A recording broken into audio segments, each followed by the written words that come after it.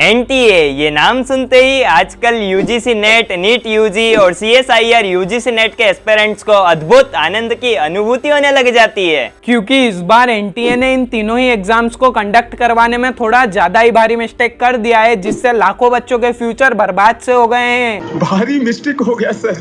तो आखिर ऐसे क्या है एनटीए में लूप होल्स, आइए जानते हैं धोखा ब्रदर्स के साथ। एनटीए नेशनल टेस्टिंग एजेंसी, इसकी शुरुआत होती है 2010 में, जब आईआईटीज की तरफ से एक रिकमेंडेशन आई थी कि इंडिया के अंदर एक ऐसी कंडक्टिंग बॉडी होना चाहिए जो कि इंडिया की मैक्सिमम एग्जाम्स को कंडक्ट करवा सके। फिर फाइनली 2017 में 14 मेंबर्स की एक कमेटी बनाई गई जिसका नाम दिया गया नेशनल टेस्टिंग एजेंसी, और इनके ऊपर 12 एग्जामिनेशंस को कंडक्ट करवाने की रिस्पॉन्सिबिलिटीज भी दी गई। जिसके बाद एनटीए ने 5 बड़े चेंजेस करे एग्जाम्स को कंडक्ट करवाने में। सबसे पहले एनटीए ने मैक्सिमम एग्जामिनेशंस को कंप्यूटर बेस्ड टेस्ट के अंदर कन्वर्ट करा, जिससे कि पेपर लीक्स, पेपर में चीटिंग होना और क्वेश्चंस में जो मिस्टेक्स होने की प्रोबेबिलिटी रहती है वो कम हो सके। दूसरा है साल में 2 या उससे ज्यादा बार एग्जाम्स को कंडक्ट करवाया जा सके, जिससे बच्चों के साल भी बचे और फाइनल स्कोर के बेसिस पर एक मेरिट लिस्ट तैयार की जा सके। तीसरा है एग्जामिनेशन पैटर्न्स और मार्किंग स्कीम में चेंज करना, जैसे पहले जेई 360 मार्क्स की होती थी लेकिन अभी 300 मार्क्स की होने लगी है।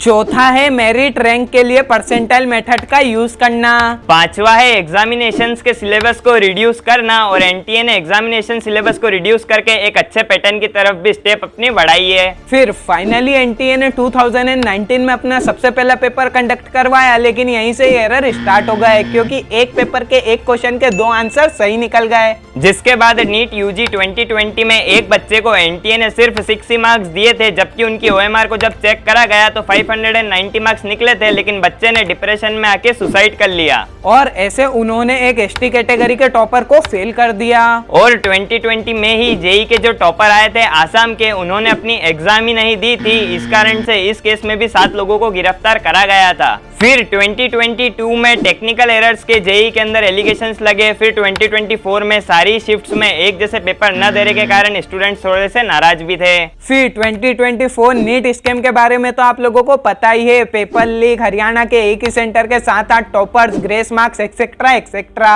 और इस साल इतने ज्यादा प्रोटेस्ट होने के बाद फाइनली अब एनटीए ने जाकर एक्शन लिया है, चीफ को सस्पेंड किया है और सीबीआई को पेपर लीक का मामला इन्वेस्टिगेट करने को भी दिया है। और एक बार पहले भी एनटीए ने एक्शन लिया था 2021 में, जब 23 सेंटर्स को ब्लैकलिस्ट करना और 49 एग्जामिनेशन सेंटर पर इन्वेस्टिगेशन स्टार्ट करना। लेकिन अब हो सकता है कि हमारी कंट्री के अंदर पेपर लीक्स वगैरह रुक जाए, क्योंकि रातों रात एंटी पेपर लीक लॉ पास हो चुका है, जिसमें इन 15 गलतियों को एक क्राइम की तरह देखा जाएगा और 3 से 5 साल तक की जेल, साथ ही में 10 लाख तक का फाइन भी लगाया जाएगा। और एंड में हम यही होप करते हैं कि हम सभी बच्चों का फ्यूचर अच्छे से सेफ हो जाए और एनटीए प्रॉपरली एग्जाम्स फ्यूचर में कंडक्ट करवा सके। Thank you for watching. कोई सजेशंस हो तो हमें कमेंट में जरूर दीजिएगा।